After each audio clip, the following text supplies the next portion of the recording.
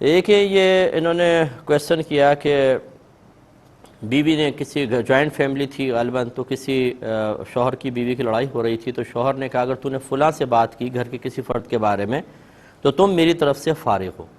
اور عورت نے پھر وہ بات کر لی۔ اب وہ شوہر کہتا ہے کہ نہیں، میری تو مراد یہ تھی کہ میں تمہیں گھر سے نکال کے میکے بھیج دوں گا، کیا حکم شرع ہوگا؟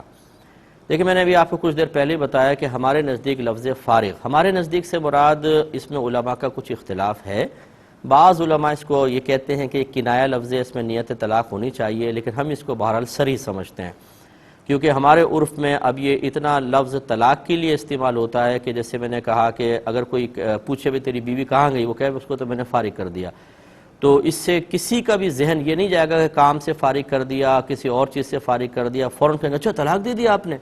یہ لوگوں کا فوراً انتقال ذہن طلاق کی طرف چلا جانا ثابت کرتا ہے کہ یہ لفظ ہمارے عرف کے اعتبار سے صریح الفاظ میں شامل ہے۔ کسی کو اگر کوئی اختلاف کرنا چاہتا ہے تو وہ کر سکتا ہے، لیکن بہرحال ہمارے نزدیک یہ صریح لفظ ہے، اور اسی کی روشنی میں پھر ہم آپ کی خدمت میں یہ بات عرض کر رہے ہیں کہ اگر شوہر نے کہا کہ اگر تم نے فلاں سے بات کی تو تم میری طرف سے فارغ ہو، تو یہ تو بڑا بھولا سا جواب ہوگا کہ نہیں، میری تو مراد یہ تھی کہ گھر سے فارغ ہو اور وہاں چلے جاؤ گے۔ کوئی بھی اس طرح نہیں سوچتا، اگر آپ غور کر لیں تو اس لیے یہاں پہ طلاق ہی مانی جائے گی۔ ایک طلاق واقع ہوئی،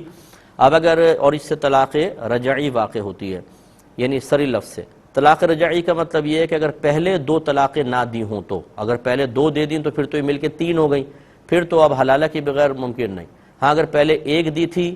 اور اب یہ مل کر دو، یا پہلے ایک کوئی بھی نہیں دی تھی تو یہ پہلی بنے گی۔ تو طلاق رجعی کے اندر یہ ہوتا ہے کہ جیسے طلاق دی، عدت شروع ہو گئی، اب اگر شوہر چاہے تو دوران عدت بیوی سے رجوع کر سکتا ہے، اور اس کے لیے نکاح کی حاجت نہیں ہوتی، وہ زبان سے کہہ لے کہ میں اپنی بیوی سے رجوع کرتا ہوں، اور بہتر ہے کہ اس پہ دو گواہ بنا لے، اور یہ جو میاں بیوی کے کوئی بھی معاملات ہیں ان میں سے کوئی معاملہ کر لیں تو یہ رجوع کہلائے گا۔ لیکن اس رجوع کرنے کے بعد جو طلاق واقع ہو گئی وہ واپس نہیں آ جائے گی، وہ گئی۔ اب یہ جتنی طلاقیں باقی ہیں ان کا مالک ہے۔ مثلا اگر پہلے ایک دی تھی تو یہ ایک مل کر دو ہو گئیں، اب یہ ایک طلاق کا مالک ہے، اور اگر پہلے کچھ بھی نہیں دی تھی تو اس سے ایک طلاق ہوئی، اب یہ مزید دو طلاقوں کا مالک ہے۔ یہ ہمیشہ ذہن میں رکھیں، اور کوشش یہ کریں، ابھی پہلے بھی آپ کو مشورہ دیا تھا کہ اس طرح طلاق معلق نہ کیا کریں، کیونکہ یہ مشروط طلاق ہوتی ہے، اس میں جیسی شرط پائی جائے گی فوراً طلاق واقع ہو جائے گی۔ اور خصوصاً اس طرح کہنا، جیسے بعض لوگ کہتے ہیں اگر تو اوپر چڑھی تجھے طلاق، اگر تو نیچے اتری تجھے طلاق، یعنی بار بار بیوی کو دھمکانا، دھوکا اور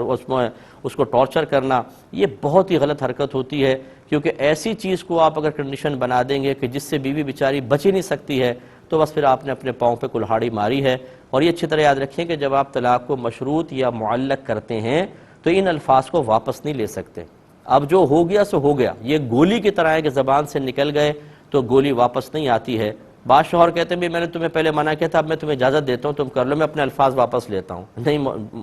مولوی صاحب، آپ اس کے مجاز نہیں رہے ہیں، آپ شریعت کا پہلے معاملہ سیکھیں، اور شریعت سیکھیے کہ شریعت آپ کو ان الفاظ کے واپس لینے کی اجازت بھی دیتی ہے کہ نہیں دیتی ہے۔